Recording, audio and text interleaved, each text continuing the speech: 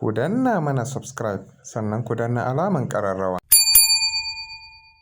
Alhamdulillah jama'a, yau muna ranar Alhamis.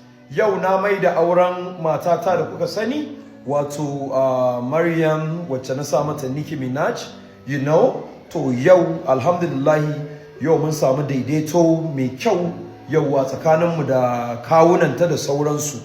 Yauwa da iyaye an zauna an yi magana mai kyau, wanda ta wannan ɗin kuskurenta ni ma na wannan ɗin kuskure na, so alhamdulillah. Sai kuma jiya na ji live ɗin da aka yi a gidan Dadi Yuni, wanda kuma yau sai an sake yin wannan live ɗin. Yau sai an sake yin wannan live ɗin.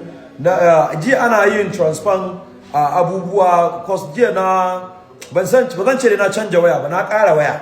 Yau ina da 14, to yanzu wannan da nake bidiyo da ita da 17 Pro Max 2 terabyte in nake bidiyo da ita yanzu. So abin da yasa jiya ana yin transfer abubuwa a lokacin ne, kuma ba dama a katse, shi yasa ban zo na hau wannan live din ba. Amma naji wai wani irin live aka yi a gidan Dadi Yuni, makiyana mutum wajen 3 zuwa 4 wai su ne suke bada sharhi akan aure na. Mutanen da shekara 3 shekara 4 ba su taba yabo na ba ko da su daya a social media, wai kuma su da suke ji za a yi magana ta, wai su suka dare akan live din Dadi Yuni, wai su za su yi sharhi a kaina.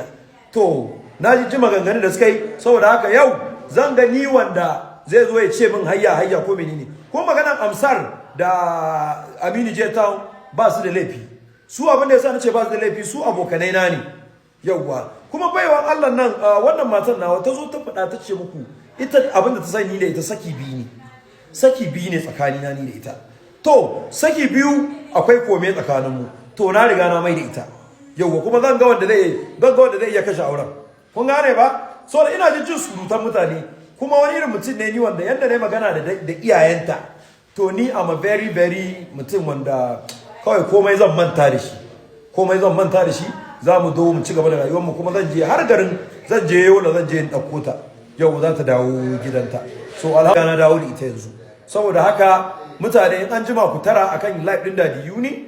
Yau Aminu J Town da ya faɗi wannan magana yace wai ko yace shi abin da ya sani, shi Aminu J Town shi bai sani in gaya masa yanda nake tafiyar da iyali na ba, in gaya mai daidai, sai dai a soki burutsun mu da shi mu kawai in gaya mai abin da na ga dama.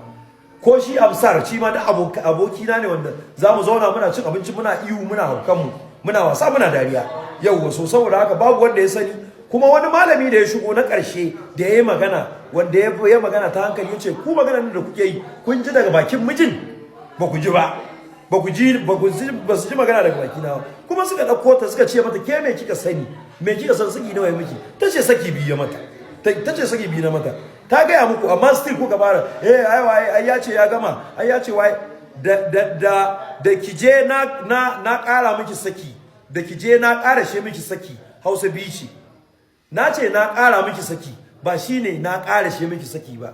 So mu ba mahaukata bane jama'a. Cannot stay material Gfresh ku tara a live din Dadi Yuni later. Already my wife is back, so she's happy. Yanzu za ku ta yi filin bidiyo na ma a sama, ni ma kuma na yi filin bidiyon ta. That's right. Yar kwaya da naji tana cewa ai yanzu ya ga ta yi arziki, shi yasa yake son ta ji wata jahila, wata yar kwaya masu kwana a wuta, wata tsohuwar karuwa ce take wannan magana.